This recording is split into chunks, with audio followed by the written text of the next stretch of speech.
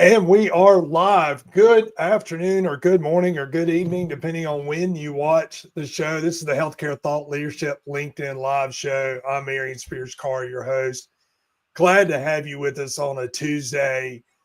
So amazingly exciting to have the conversation that we're going to have today, because this is one that's been in the works for quite some time.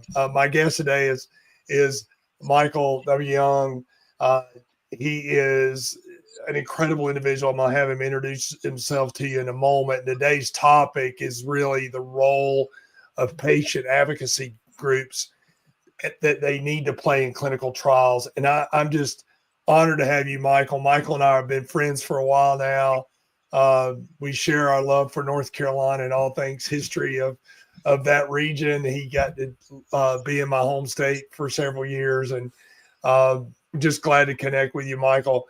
And if you're watching the show live, please post in the comments and let us know where you're watching, because we want to interact with you. If you have questions for Michael, Michael, welcome to the show.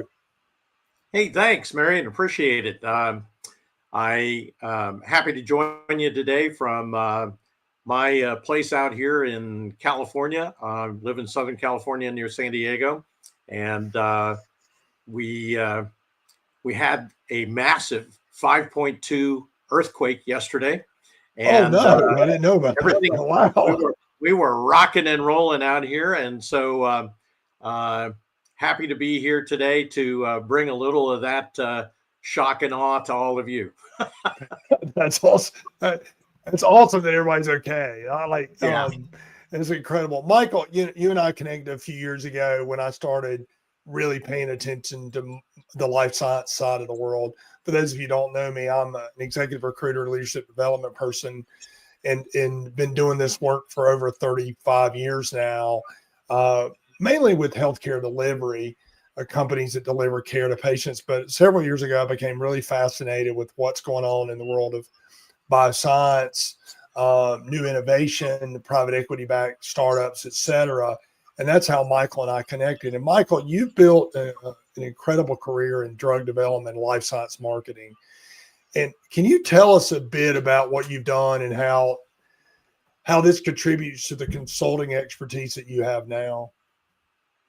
Sure, Marion. I appreciate the time with you today. And I'll just extend also a little bit about the fact that one of the reasons why Marion and I have had this great connection is not only related to common passions, et cetera, although I'm nowhere near the athlete that he has been and still is. But I will tell you that the collection of and the convocation of what's going on in the healthcare delivery world has so much to do now, especially if you are thinking a bit more about what's lately been happening from a legislative standpoint, with the way in which new drugs, new therapies, new treatments are coming to the market. So one of the things that I love about Marion and his practice is that he stays very, very focused on the people who are moving and shaking things here. And our purpose today is to really bring those of you who may not know a whole lot about the clinical development world, a little background to help you understand some of the things that go into that. And one of the things that I have a passion about is patient advocacy. And I want to talk to you a little bit about the role that patient advocacy groups and patient advocates themselves can play in this. By background, I've been in the industry for about 30 years now. Under my belt, I've helped create and launch 22 new drug therapies over the years. Wow. Most of those have been in the oncology, hematology arena. I've been responsible for global launches of some of the largest drugs, in the industry. I've also served as a corporate vice president for a number of different organizations, including 2 global contract research organizations, or CROs. And invested a couple years in the digital health arena. Back in 2016, I founded my company, BioMedWorks Life Sciences Consulting, and we work at the intersection of clinical strategy and commercialization. So the vast majority of our clients are in the startup phase or getting ready to come to market, and many of them have just outstanding technical platforms or drug development platforms, but may or may not have the expertise in bringing drugs actually into the market after approval by the regulatory authorities. So we provide C-suite support for early to mid-stage biopharma, diagnostic, device, and lately a lot of clinical software companies. You've got an incredible background, and you've done so much across the industry, across the markets. And you and I got into this conversation actually about a year ago, if I remember correctly, maybe a year and a half ago, about clinical trials. I was leading a search for a CEO for a research institute that was connected to a healthcare organization that I'd done work for. What's interesting about that research institute work, their primary focus was doing research as it relates to Hispanic patient population. That particular healthcare system, excuse me, basically 95% of their patients are Hispanic. And it was really, I got really interested in what was going on in the research world and clinical trials world, because those are the things that support research institutes of that nature. And that's how this conversation started. And one of the things that I wasn't aware of that much was the role that an advocacy group can play when it comes to providing the people to be involved in the clinical trials themselves. I mean, when I started doing the research for our post to get this launched, I did not know that over 50% of a lot of clinical trials fail just because they don't have access to participants in the trials efforts. And I know you've served on several boards of directors for patient advocacy groups. What has that experience taught you really around their value in clinical trials? And what can they bring to the table to provide access to people that can participate, but also really focus the clinical trials on the particular patient population that the whole therapy is trying to serve in the first place? Well, first of all, it's a really good question. And I think that most of the folks who are on this broadcast today certainly have some understanding of the patient advocacy world. In many cases, those advocacy groups, and there are literally thousands of them. And we're going to talk a little bit about the rare disease side of this, but there are huge organizations such as the American Cancer Society, such as the Leukemia Lymphoma Foundation. There are tons of organizations working in almost all of the disease states: Alzheimer's, arthritis, etc., the Heart Association. But interestingly, there are literally thousands of patient organizations who are founded often by individuals who either suffer from a particular disease state or are family members or are somehow connected to those disease states. Their principal focus is often around fundraising for research, but a growing number of these organizations are getting more actively involved in the actual identification and shepherding of patients into clinical trials, because it is very, very apparent that no drug comes to market without an adequate amount of information about the use, safety, and the efficacy of those medications. So it's critical. And there are many, many organizations, for-profit organizations out there trying to recruit patients into this. But recruitment is just one part of it. Retention is the other part. So people have to get enrolled in the clinical trial, they have to meet the inclusion-exclusion criteria. In other words, what can you be exposed to previously? What kinds of drugs can you be on? What kinds of concomitant disease states might you have, in order to make sure that they fit the profile for a clinical trial. I'm going to go through in a little while some ways in which organizations can help or are helping. But the fact of the matter is, these organizations can be incredibly important to the development of new drugs. They can help in the designing of new therapies, in raising the awareness. And that includes at the FDA and other regulatory agencies in Europe and the rest of the world. These groups serve as an active voice for the patients. And as we have over the last decade gotten much more patient-centric about the way in which we develop our drugs, these organizations are really critical to all of that.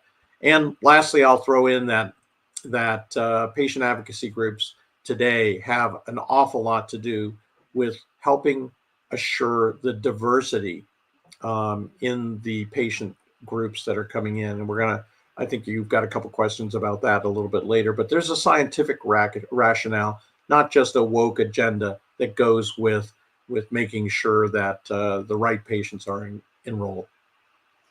Yeah, and I can somewhat relate in terms of how patients get involved, or how families of patients get involved in a particular area of diagnostics or research, et cetera. I'm a brain injury survivor, multiple brain injury survivor.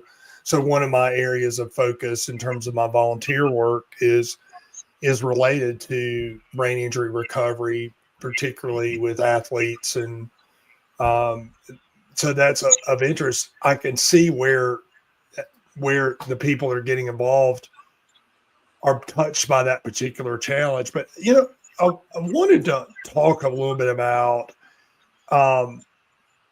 that, patient recruitment is so critical to success, which we talked about. I mentioned about that 50% of clinical trial fails.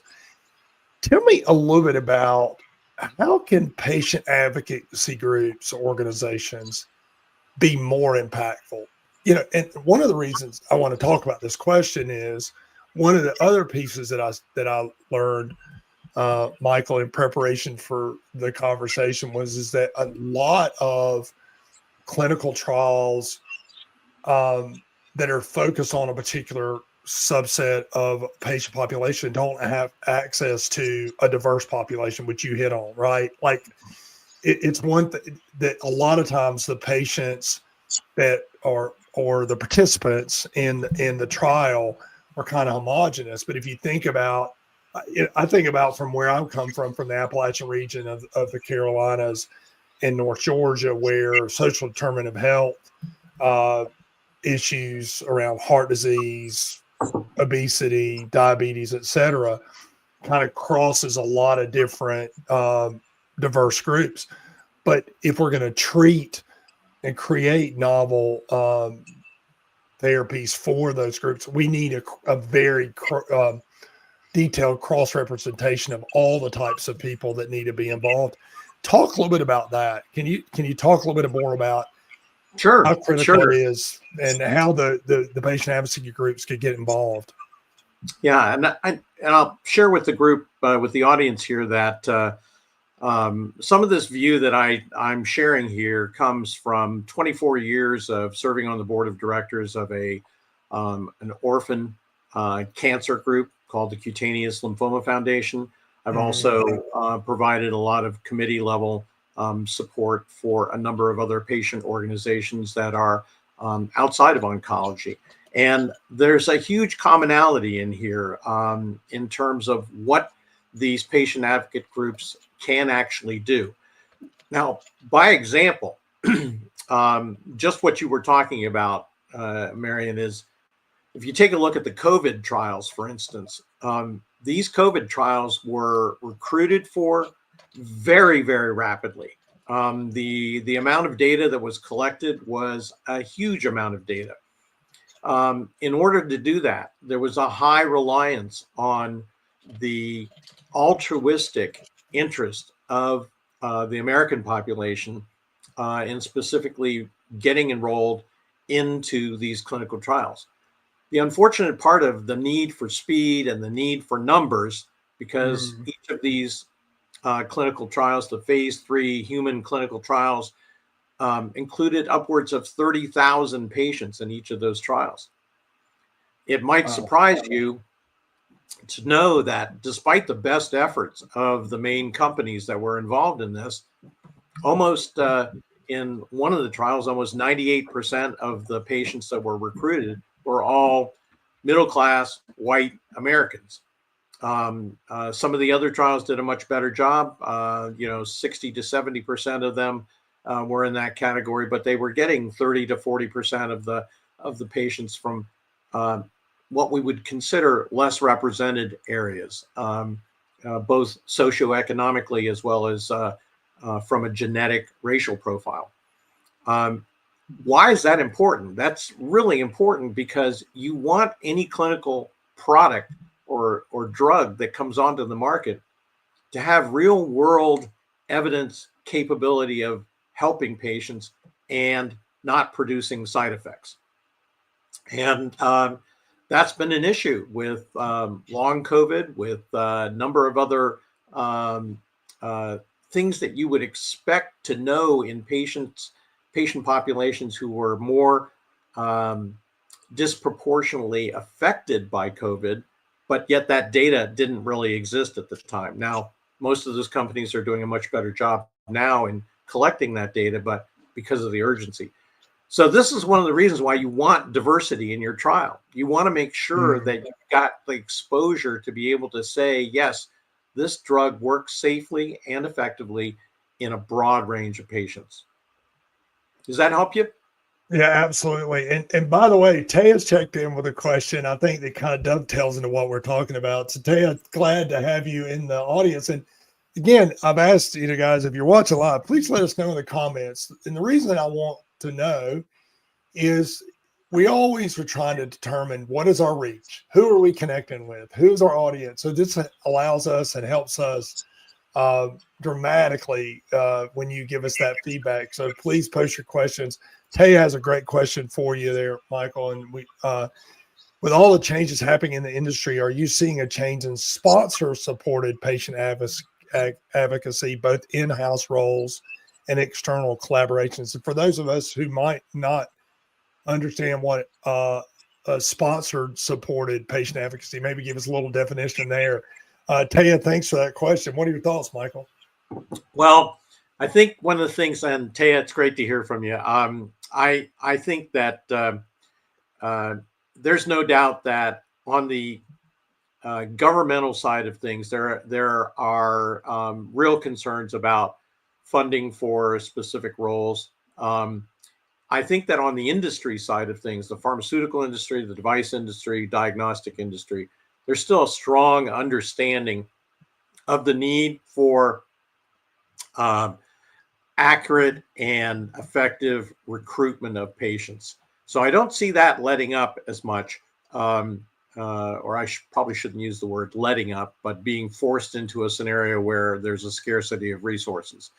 I hope that that we can, effectively populate all of these trials that are underway. There are literally 100,000 trials that are underway at any one time, and there are significant numbers of trials that are now underway in countries that previously were not major contributors to this, in particular in China.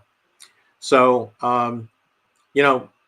Marion, one of the things that I wanted to try and cover during this session would be, some of the ways in which these patient organizations can actually get more actively involved. Raising money is great for research, but there is so much need on the part of the patients. And if you'd like, I'll go through a couple of those things. Yeah, please do. I think this is really, really important. And to piggyback on that, it's an opportunity for us to understand how we need to support these advocacy groups, because if we can support them, then they can get involved like you're talking about. Talk a little bit, share with us your thoughts on that, Michael, and thank you for leading us in that direction. Yeah, I will say to you that any of you who are listening, especially if you're actively involved in the drug development world, I hope you'll take the time to understand the value of volunteerism, getting involved with patient organizations, finding an organization that aligns with some of the thinking that you have, or a disease state that you think you can do something about, people that you know. It's great to get connected personally to these kinds of things. I found that in the volunteer work that I've done over the last couple decades, that I've always gotten more out of it than I've ever had to put into it. And Yeah. so it's a blessing to be able to support better medicine and better care for these patients.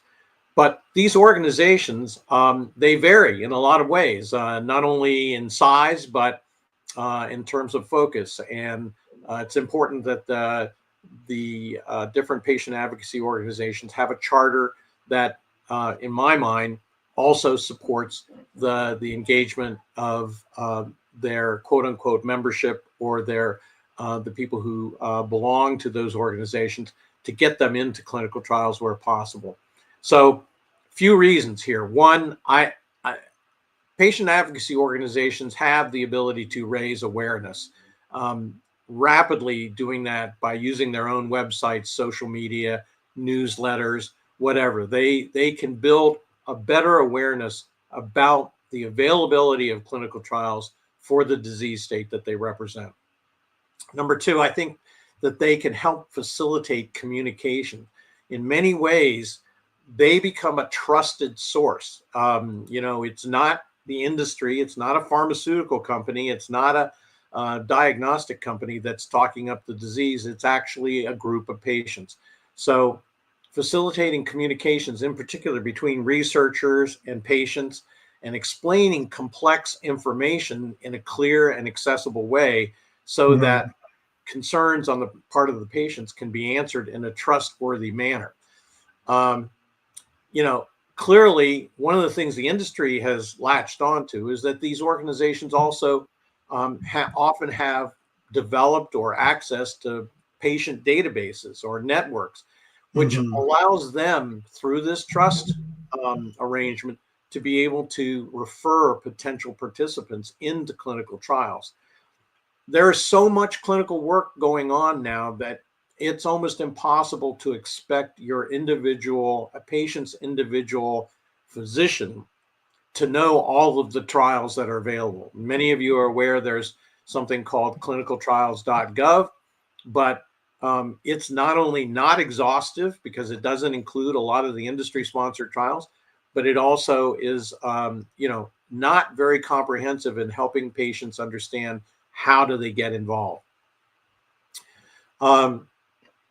Patient advocacy organizations can also directly provide support. There are some larger organizations that are helping to fund clinical trials, which I think is a fantastic thing. But then there are much more simple things like making sure that adequate transportation is available, childcare or translation services. There are a whole bunch of other ways in which these patient advocacy organizations can help facilitate and kind of grease the skids, if you will, to help patients get into clinical trials and stay in them. Again, that need to retain patients, because they're going to be seen multiple times over the course of a couple years, or in some cases as much as 5 or 10 years for some of these clinical trials. The other thing that I see in patient advocacy that you don't often get in many other places is really encouraging positive experiences. They can be cheerleaders for all of this by encouraging their participants to share experiences within what they've experienced in clinical trials. The advocacy groups can create a much more positive perception and encourage others to consider participation. This is particularly a problem in some of the underserved populations. We're all aware of, horrible stories in the past, like the Tuskegee experiments, et cetera, Oh yeah. to this day have really caused many African American Black patients to not get engaged in clinical trials. And there are countless of other examples in any other racial or socioeconomic group.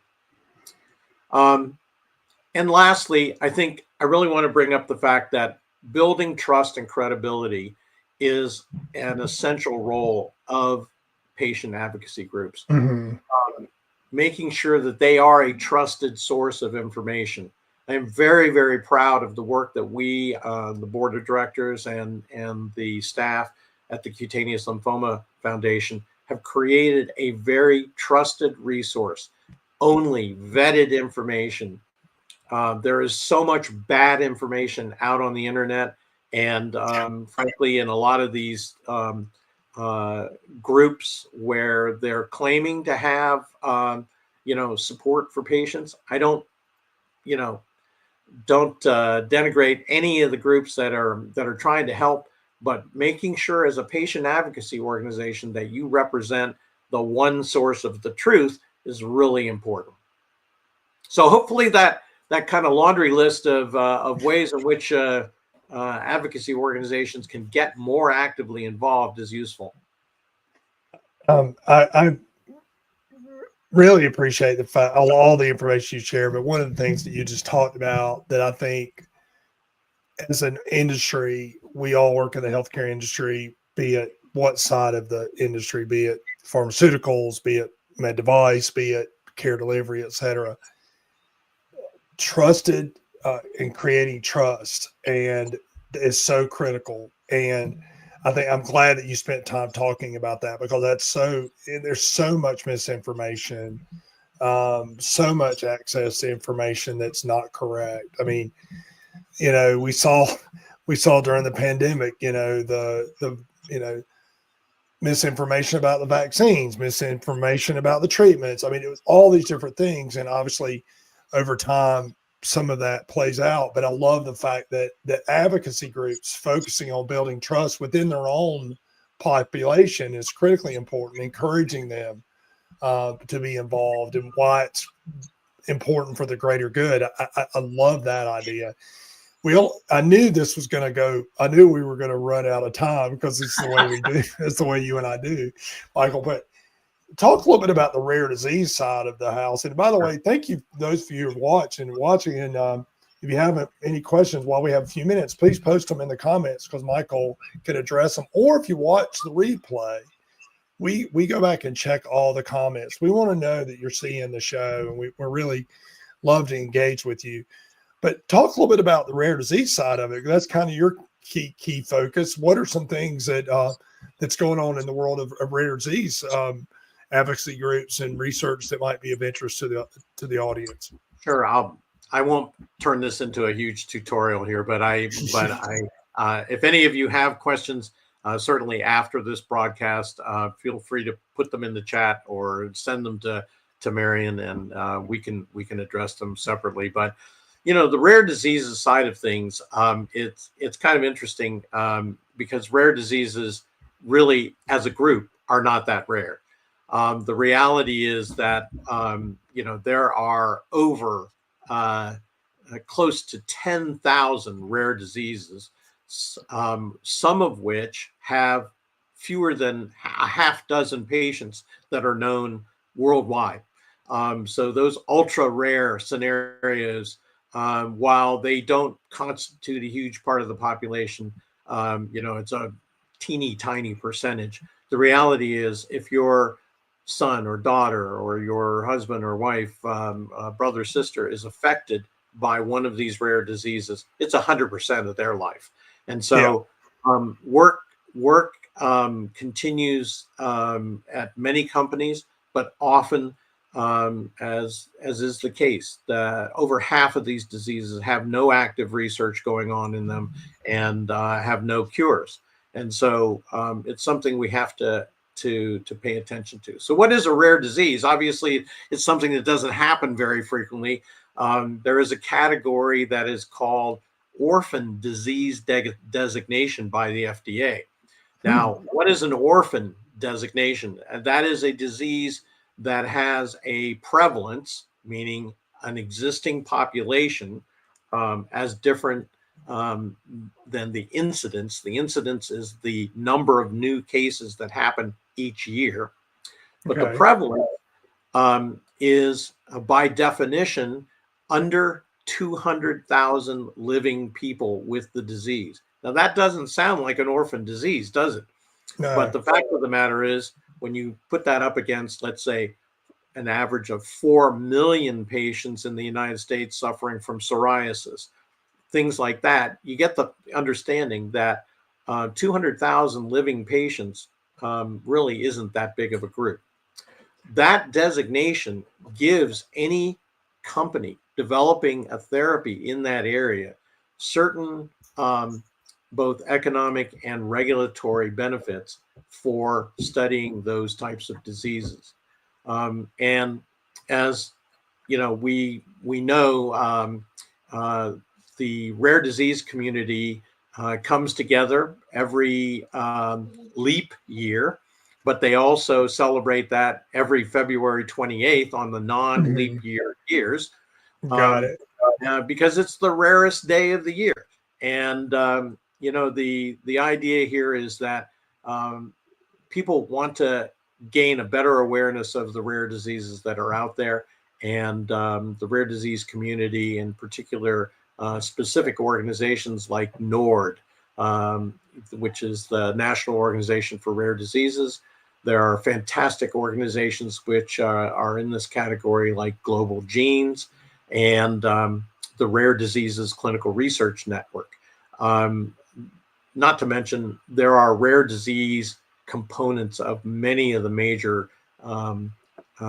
patient advocacy organizations. So I encourage any of you listening, and you know, anyone you know, to get involved, find a way to volunteer, find a way to support these, because we really do have so many patients out there who just don't have answers right now. Last question. I knew we were going to run out of time because you and I, again, I'd say I'm being repetitive here. But the reason I'm being repetitive, for those of you who know Michael and I, we tend to go down rabbit holes because we get excited about what we're talking about. So this conversation will continue. And but how can people connect with you? Can I put your LinkedIn Absolutely in the chat? I'll do that. Yeah. Absolutely. I'm happy. People who know me know that I'm all about possibilities. So if there's something I can help you with, something I can connect you with, happy to do it. Yeah, Michael's an incredible connector of people. Thank you for being on the show. Look if you who's want talking. To learn, look who's talking. Yeah. Well, you know, Arian is, you know, it's funny. He considers, he calls himself an executive search professional, but the fact of the matter is, he is a professional connector, and this is a man who has done so much good.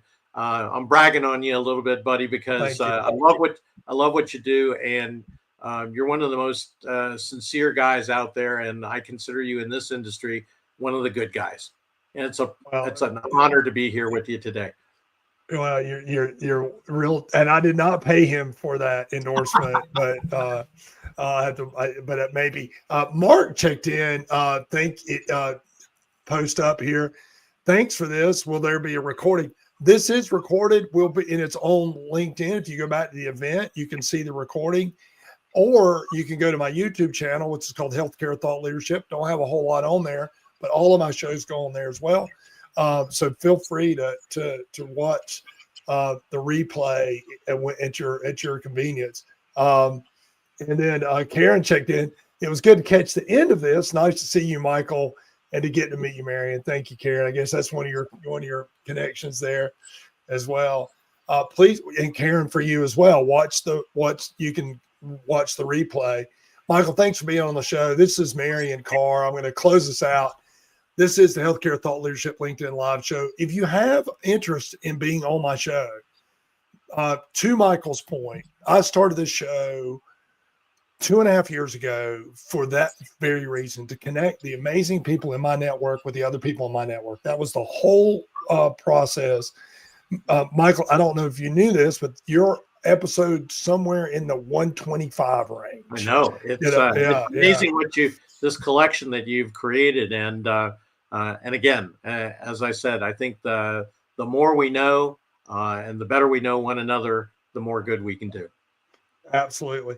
Thank you for being on the show, Michael. Everyone have a great Tuesday, and have a good day. We'll talk to you soon. Talk soon, Marion. Yes, sir.